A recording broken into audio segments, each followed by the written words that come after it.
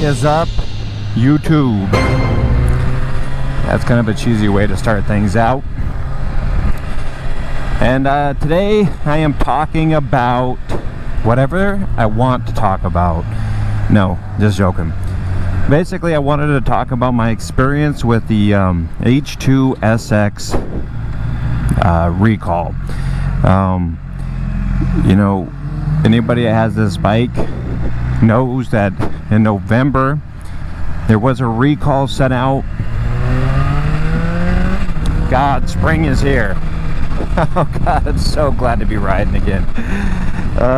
Anybody that has H2 SX was treated in November to a recall slip saying essentially, you know, you're going to have your ECU flash. There was a issue with the 4th and 5th gear. Not the gears themselves, just them realigning together when you're shifting between 4th and 5th gear in high rev, which means when you're at about, you know, high revs, probably 8 to 12,000 RPMs, those gears coming together could clash and wouldn't allow you to, well, they wouldn't realign, which means they most likely would just cause your transmission to lock up and seize. Now, I don't know if that means, you know, what does that mean? Does it mean it locks up and it doesn't run anymore? Or does that mean you know, it seizes and your tire stops spinning and locks up, and then you probably would die, I would imagine. So I don't know. I looked all over the internet. I couldn't see anywhere on the internet where somebody actually had the issue and died or something like that. So if that happened in Japan or China or Europe, very well could be where they were maybe experienced some of these things. I just don't understand how you have that issue without actually having the issue on the street. So regardless, what they're gonna do is they're gonna, on this right hand side of your bike, that's where the ECU is. They're gonna take out the ECU, well, unplug it, and every Kawasaki dealership has a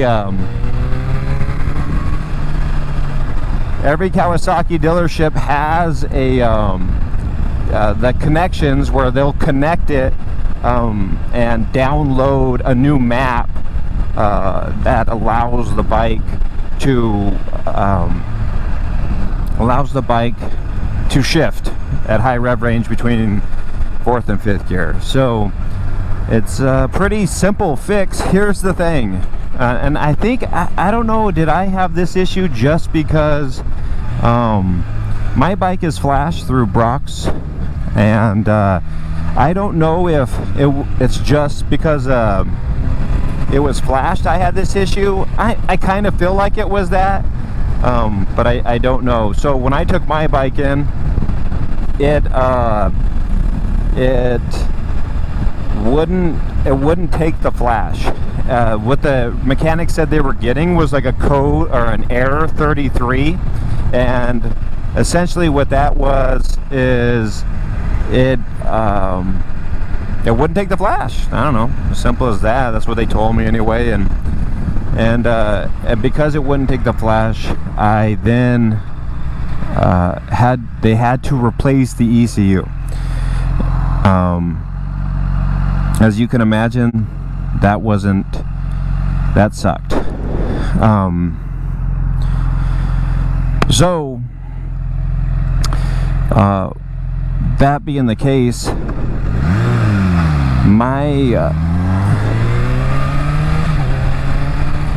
get going here. So that being the case, when I took my bike down, they said, okay, it's not going to take the flash. The only answer is that we have to replace your ECU. And being in these times, as you know, because of my job, I deal with parts and equipment all the time. That's, you know, not motorcycle equipment, but equipment in general. Most everything's produced overseas, unfortunately, and that means you have to wait for it to get here. So when they ordered my ECU, it took about 4 weeks, and and and then it came in, and then they were able, with a brand new ECU, to reflash it, and then the bike worked again. So, you know, I gave, that is kind of the overall version of it, and the overall summary of it. You know, I would say, if anybody, most people, I winterize all my motorcycles, my two bikes, and my son's bike. I winterize it in November, and so when I had gotten this recall, I had already I had already winterized my bike, so I wasn't going to take it in there and winter. You know, that being said, I tried to get it in as soon as I could, because come spring riding, once it was time to ride, I was ready to ride. I didn't want to wait for anything. So I took it in, and it took, when that part was on back order, it took a month for them to get. So I would hate for anybody who's got this bike now, and it's springtime, and now you're going into the season, taking your bike in, and because it's back ordered, you're gonna wait a month of riding time to get your bike fixed. So I would suggest getting that done as soon as possible, and hopefully it's not an issue. You know, I do want to say that Brock's, so when I got my bike flashed, you know, I've had previous bikes flashed, and not all of them are great experiences. You know, whenever you're messing with, you know, flashing and you're adding power, if the power isn't, if it's not smooth, it's not enjoyable. You know, you could have a ton of power, but if it's unpredictable power, it's not a lot of fun. So that's why, and don't get me wrong, I'm sure a lot of guys know how to set it up, and it works great. But this time around, I was like, you know, I want a name to it. I know Brock, from watching all the videos, he works with Ron Gould, and so I was, that's just what I was gonna do. I knew it was gonna cost more, but I was okay with that. Man, I'm getting some like buffeting in my helmet. I don't know why. I can hear it in my ears, so I'm sure it's coming through the microphone. I apologize. But I was, I knew that to have it flashed, I just wanted somebody that I wasn't gonna have to, like, they were just gonna stand behind their work. I mean, Brock's is, you know, it's a relatively popular brand, especially in America. You know, I've had multiple Brock's exhausts, and I've always had good experiences with them. So, and I just really like him. When I watch his videos, you know, passion of any sort. You could be passionate about making paper airplanes, I can watch it. Like, when passion like comes through in spades, it's very easy to be engaged by it. And you could just tell he's so passionate about like creating, you know, power in motorcycles and better experiences, that it's very almost like hypnotic. I love it. So shout out to Brock's. I called them. I was a little bit worried, you know, like, hey, am I going to, you know, I thought honestly I was going to have to pay for it to be reflashed. So after I got my ECU from Kawasaki, I knew I was going to have it reflashed. And from Brock's, I called Brock's ahead of time, just letting them know. Brock's already knew about the recall. I'm sure, because a lot of people were probably calling them like, hey, am I gonna have to pay to have this thing reflashed? And dude, they were so awesome. I mean, they don't have, like, here's the whole thing, right? Like, Kawasaki's kind of the guys who fucked up, you know. Kawasaki, they messed up, and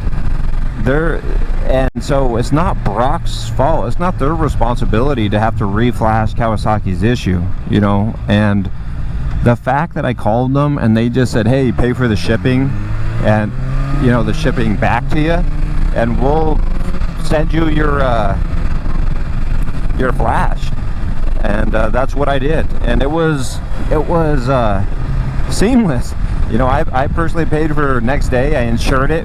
Whatever you do, insure that package. I mean, it's those ECUs are $1,000 to replace, so definitely insure that shit. Yeah, and I just, you know, once I got it back from Kawasaki, I took it apart in the garage, I insured it, sent it to Brock's, paid for them to send it back to me in one day, and that's what they did. It was seamless. I got it back in 2 days, which is really, you know, in today's age, I know it sounds crazy because you would say like, oh yeah, in today's age, like that should be seamless. It's not. The whole COVID's got everybody all fucked up. So you know, but they did, man. In 2 or 3 days I got it back and plugged it in. I don't know if you've never had your motorcycle flash. There is a very simple process of turning it on and off for 15 to 30 seconds to reset your throttle bodies, and we're good to go. That was it. Fairly seamless, fairly easy, but it was only easy because the Kawasaki part, not easy at all. It was a month.